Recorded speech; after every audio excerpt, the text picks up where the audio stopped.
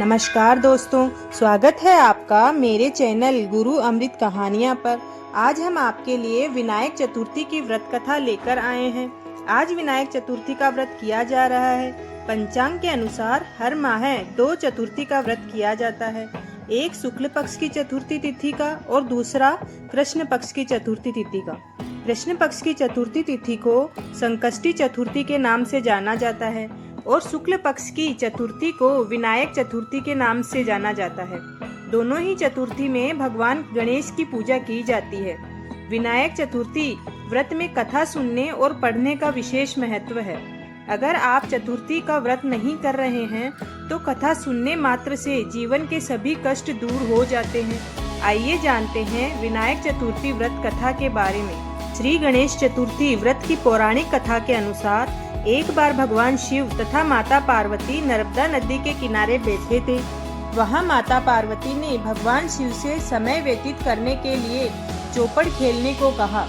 शिव चौपड़ खेलने के लिए तैयार हो गए, परंतु इस खेल में हार जीत का फैसला कौन करेगा, यह प्रश्न उनके समक्ष उठा। तो भगवान शिव ने कुछ तिनके एकत्र कर उसका एक पुतला बनाकर उसकी प्राण प्रतिष्ठा कर दी और पुतले से कहा, बेटा, हम चौपड़ खेलना चाहते हैं, परंतु हमारी हार जीत का फैसला करने वाला कोई नहीं है, इसलिए तुम बताना कि हम दोनों में से कौन हारा और कौन जीता। उसके बाद भगवान शिव और माता पार्वती का चौपड़ खेल शुरू हो गया। यह खेल 3 बार खेला गया और संयोग से तीनों ही बार माता पार्वती की विजय हुई। खेल समाप्त होने के बाद बालक से हार जीत का फैसला करने के लिए कहा गया, तो उस बालक ने महादेव को विजयी बताया। यह सुनकर माता पार्वती क्रोधित हो गई और क्रोध में उन्होंने बालक को लंगड़ा होने, कीचड़ में पड़े रहने का श्राप दे दिया। बालक ने माता पार्वती से माफी मांगी और कहा कि यह मुझसे अज्ञानतावश हुआ है माते, मैंने किसी द्वेष भाव में ऐसा नहीं किया। बालक द्वारा क्षमा मांगने पर माता ने कहा, यहाँ गणेश पूजन के लिए नाग कन्याएं आएंगी, उनके कहे अनुसार तुम गणेश जी का व्रत करो, ऐसा करने से तुम मुझे प्राप्त करोगे। यह कहकर माता पार्वती भगवान शिव के साथ कैलाश पर्वत पर चली गई। 1 वर्ष के बाद उस स्थान पर नाग कन्याएं आई। तब नाग कन्याओं ने श्री गणेश के व्रत की विधि मालूम करने पर उस बालक ने 21 दिन तक लगातार गणेश जी का व्रत किया। उसकी श्रद्धा से गणेश जी प्रसन्न हुए।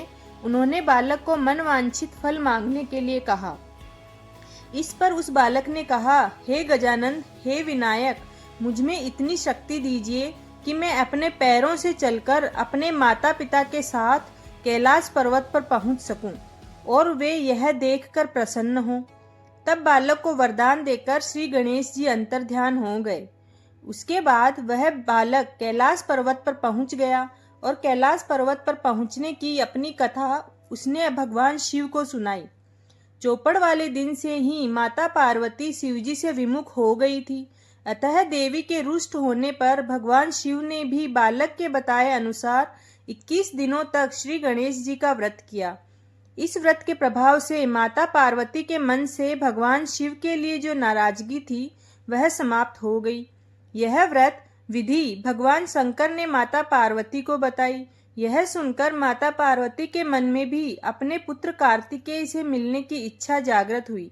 तब माता पार्वती ने भी 21 दिन तक श्री गणेश जी का व्रत किया तथा दूर्वा, फूल और लड्डुओं से गणेश जी का पूजन अर्चन किया।